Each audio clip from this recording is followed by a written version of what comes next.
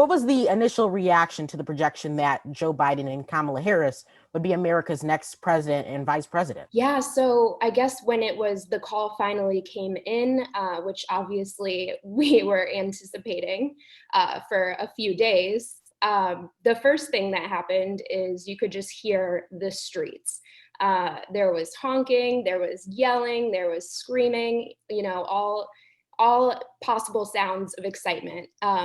And that's actually how I found out. I actually heard on the street first before I got back to CNN, but you could feel it right away. And then from that point on, we all kind of just made our way to the White House. You did attend a celebration of the Biden-Harris ticket. How did people celebrate, and did you witness any protests that took place about the results? Yeah, that's a great question. I think because the call came when it did, I think it was somewhat unexpected.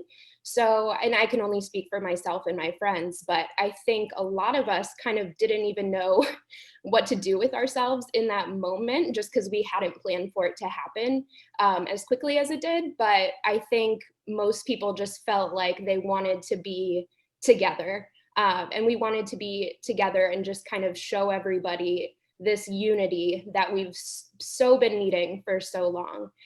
So pretty much everyone I know here made their way either to Black Lives Matter Square or the White House or, on the National Mall. And in terms of protests, I know there were a few, but I actually didn't witness any.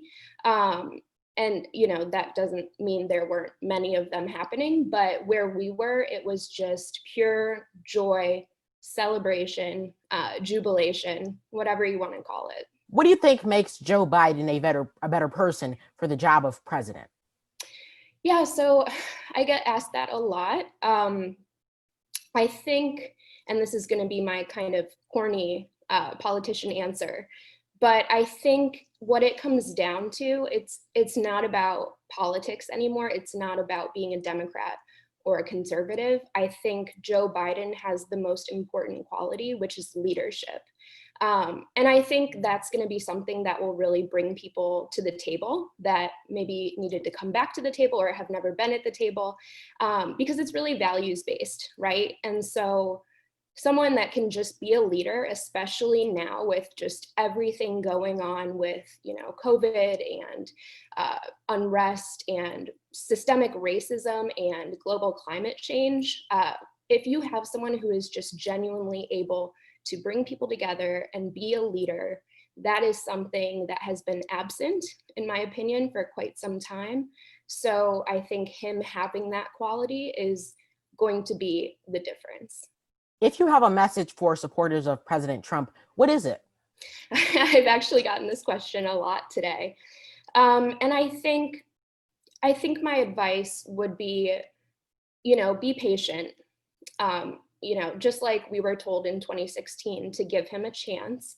And, the irony is for Trump supporters who are, of course, feeling and are allowed to feel disappointed or crushed or upset, I think I would tell them that the irony is this candidate is going to do everything in his power to make your lives better and your family's lives better and your kids' lives better. And so that's kind of the silver lining, is even if you're not happy with the outcome, not only are things not going to get worse for you, but you actually have someone, I believe him when he says, it's very genuine, he will be a president for all Americans.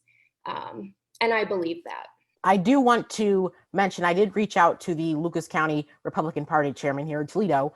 I did not get a response before this interview, but I do want to make sure that we put in their opinion on this result of this election. They reposted a Trump campaign statement. They say the media doesn't get to call an election, and the Trump campaign statement is very lengthy. And it repeats a lot of the same things the president has been saying. And they say, we all know why Joe Biden is rushing to falsely pose as the winner and why his media allies are trying so hard to help him. They don't want the truth to be exposed. The simple fact is that this election is far from over. Joe Biden has not been certified as the winner of any states, let alone any of the highly contested states headed for mandatory recounts, or states where our campaign has valid and legitimate legal challenges that could determine the ultimate victor.